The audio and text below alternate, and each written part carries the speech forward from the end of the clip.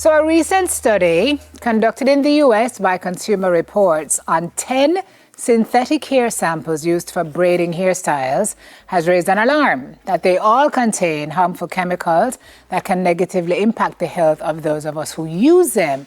So I've got trichologist and founder of Hair Extreme Beauty, Andreen Cephas here to weigh in on this topic that some people have found a little troubling, especially in our context, because we braid. Good morning. Good morning, Simone. Thank you for being here with us this morning. Thank you for having me. Your thoughts, first of all, when you saw the report. First of all, I thought that it was mind-blowing, but I know that there would have been some controversy to it. Specifically because anything that you would put on your skin and hair does not necessarily go into or seep into the skin that easily. Also, too, in order for carcinogenesis to actually enter the body and be able to cause adverse effect, you would have to have like a broken wound. So the skin would have to be irritated or broken. Is it that it couldn't happen? Possibly over time, longevity, just like what happened with the hair glue that person got an anaphylactic shock. But bear in mind, it wasn't just the hair glue. It was the fact that she relaxed, got bruised, had the hair glue that was seeping in her blood over time because this was a constant thing that person did.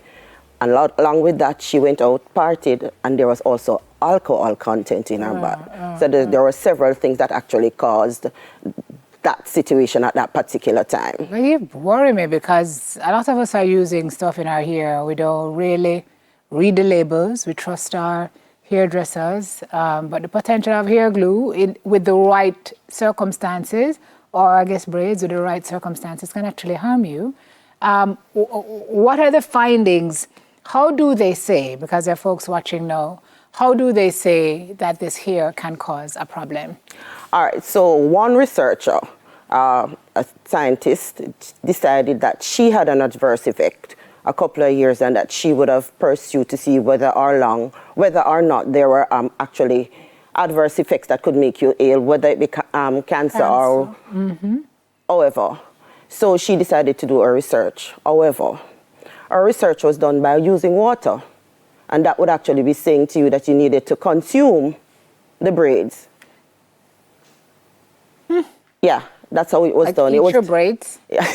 Well, and another scientist did a research, and his conclusion, when he researched and he actually emailed them to find out why is it that they used absorption, they're saying that there's a possibility that kids might put braids in their mouth, or stylists might do a braid service and then not do sanitation. Now, as a professional, one of the things in our profession is that we enhance health and safety. So after every client that you do, you must sanitize your hand. I can't move from Simone and go to Paula. I don't know what Simone had. What if Simone had some form of irritation that might be contacted to Paula? Vice versa with our combs and every other implements that we use. Right. So there's no stylist that is professionally trained and certified that's going to do a braiding service and then leave and go eat without sanitizing their hands. Right. I read that one of the risks is, I read carcinogens that can seep into the scalp. I read about lead being in some of the products. And I read that acetone could also be a risk, especially when the hair is finished braiding. Sometimes we put hot water on the hair, and that can release the acetone into the atmosphere. You can breathe it in.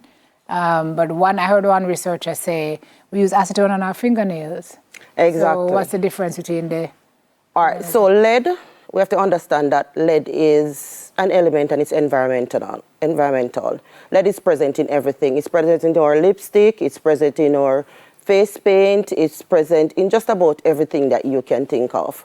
Now, the percentage of lead that was found in the braids, as opposed to the percentage that was found in lipstick, the percentage in lipstick was higher.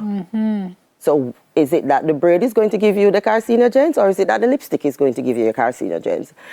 Wax are things that are used to bind or combine products on a daily basis. One such is acetone. So if we're thinking of the inhalation of acetone from braids, then I think a lot of persons are going to stop doing their nails because you actually have to soak your nails in acetone to actually remove the acrylic, the acrylic that is used on the nail.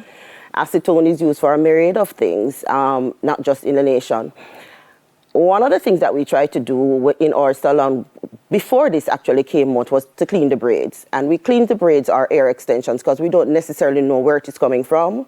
We don't necessarily know how it was manufactured, what was on it, and we know that it's going directly onto scalp. So we do a little precautionary measure. And how do you clean the braids?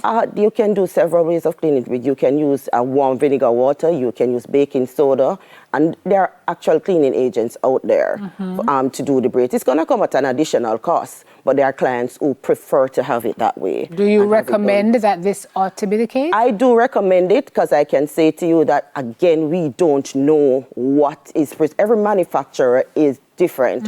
Now, Kanekalon is a brand. It was developed in 1997. Kanekalon, for the folks who are watching, is what you typically use to braid. Right. Is this Kanekalon? That is one. That is the first original format of Kanekalon. But of course, other companies have taken it and they have manufactured it into what they want to manufacture in it. So you have different types of Kanekalon. There's Toyokalon, which is not as heat bounded as the Kanekalon, but that is a good thing.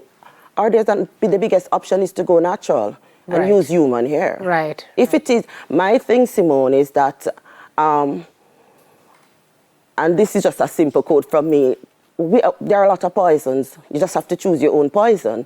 And what that simply means is that as a professional and you come into the salon, I'm going to recommend to you what is necessary for you. Is it that you are going to take it? You might not want to take what I recommend, which is probably more beneficial to you, and you might go to someone who it might not be trained. One of the things that is foremost and important is that we need to start going to trained professional stylists, persons that know and understand that braiding the hair is not just getting up and plaiting and installing a pack of hair. It is way more than that. Carcinogenesis are just one of the myriad of things that actually happens when one gets an incorrect braid. There's traction alopecia, there's scalp irritation, there is so many things that happen. Sometimes I see some people hear braid and I feel bad for them because you can tell they can't even close their eyes. Exactly. Yeah. So there are several other things that comes with braiding as opposed to the fiber that you choose. So find a trained stylist and, just be aware of the things that you need to do. Ask for the hair to be cleaned. And then, just be mindful and monitor what you feel and what's going on in your hair. Thank you very much. You're welcome. For an educated perspective, really appreciate it. Trichologist and founder of Hair Extreme Beauty, Andreen Rose Cephas. We have to wrap, folks. News at 5 is up on us, so let's head over.